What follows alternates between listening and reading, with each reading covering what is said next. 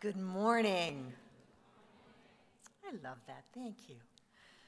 I'd like to begin by welcoming the friends and family of our graduates here today at this historical 50th anniversary convocation. To those of you in the room, I hope you get a sense of the Centennial spirit, what we like to call wearing and sharing our green. And to those watching from around the world, welcome to Centennial. And to the graduates, at Centennial, we've worked hard to ready you for your career. But more than that, we've challenged you to think differently, to see the world in new ways. We've prepared you to do meaningful work, but as importantly, we prepared you to have a meaningful life. Over the past years, we've asked so much of you, assignment after assignment, that group work that we know you loathe. Exams, internships, clinical placements, reports, reflections on yourself and on your learning, and today you're sitting there and you're thinking two things. I did it, it's over. And the second is there can be no more homework assignments. Well, I have one more assignment for you, and it may be the biggest assignment of them all. I want you to help me build a better world. I want you to take what you've learned here about citizenship, about equity, about social justice, about the need to use your education not only to better your own life, but in fact, to make the world a better place. Just take a moment this morning and think about your relationship with Canada. Whether you're one of the first peoples of this nation and your history weaves through the lakes and the forests and the trees and the mountains, or you're like me, a wave of immigrants who chose to come to this country.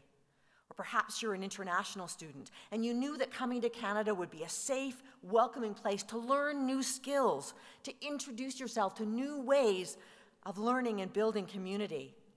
Whatever your relationship with Canada, you have influenced her place in this world, and you now have a destiny to keep contributing to the development of her character. Throughout history, Canada's flag has been a remarkable symbol. The warmth of that red maple leaf welcomed immigrants with a promise of a new life, a symbol of birth and change and renewal.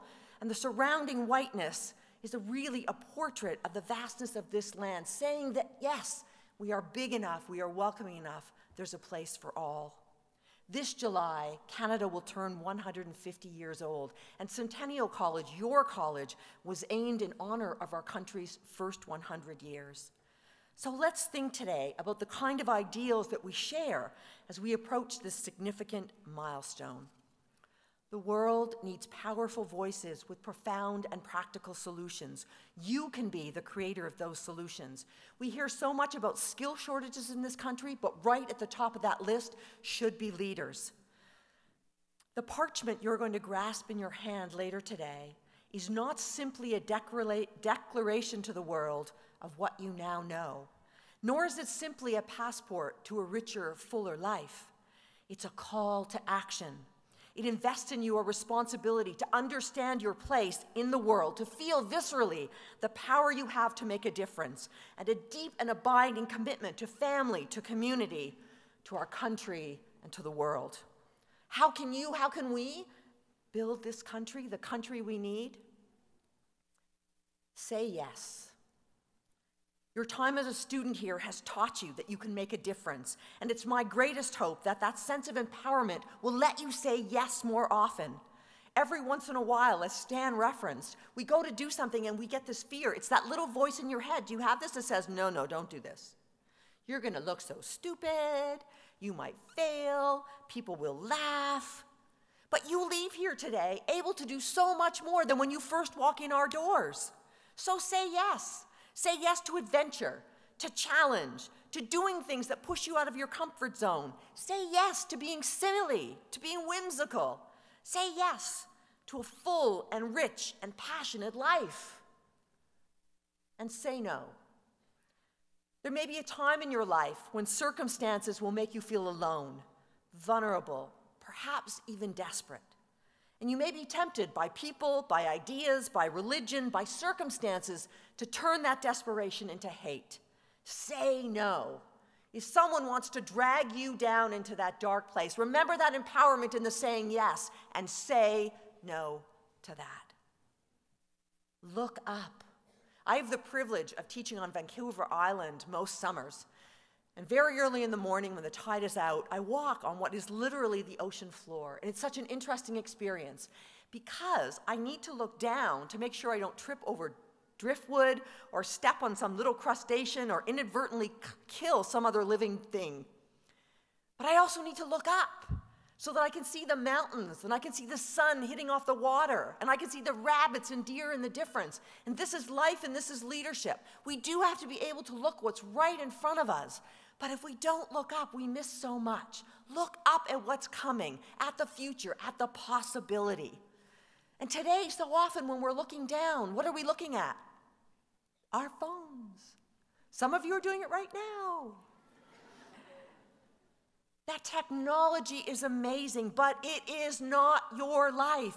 Your life is this, what's happening all around you right here.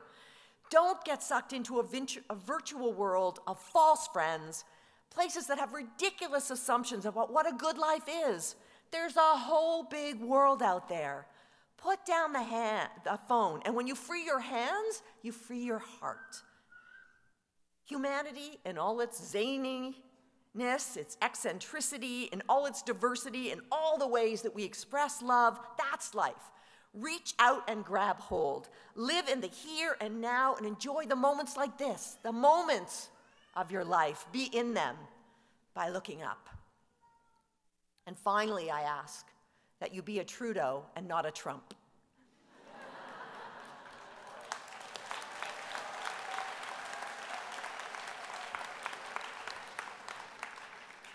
This is not actually a political statement, nor is it a comment on great hair. It's a statement about the leadership we need, about how we interact in a fractured world, a world where some see anger as a tool to manipulate people, hate as a reasonable response to opposition, personal attacks as a way to challenge difference. We need leaders like you. We need leaders who are empowered, not threatened by science, who are open to new ideas, who want every single person in this country to have a place, to feel like they belong. Leaders who are strong, who are diplomatic, who champion women and girls, who are unafraid of those who are different. Leaders who criticize and challenge ideas, absolutely, but who do not bully, who do not try to shred their opponents through personal attacks. It does not matter your political affiliation. Demand of those leaders that they act with integrity. Leaders who have dignity and who afford it to all others. I want to end with my gratitude to all of you for sharing your stories, for helping us understand the world and your place in it just a little better. Making the decision to come to Centennial is about making a decision to say, yes, I'm ready to do more. To our Canadian students, thank you for helping us build a nation. Thank you for demonstrating the best of our culture and our character. And to our international students, I hope you take a little bit of what that red maple leaf means. I hope you take that home with you.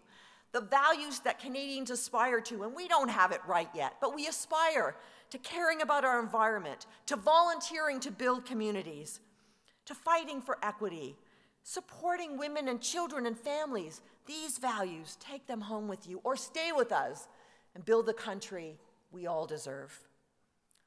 So your last assignment is not mission impossible, but mission possible.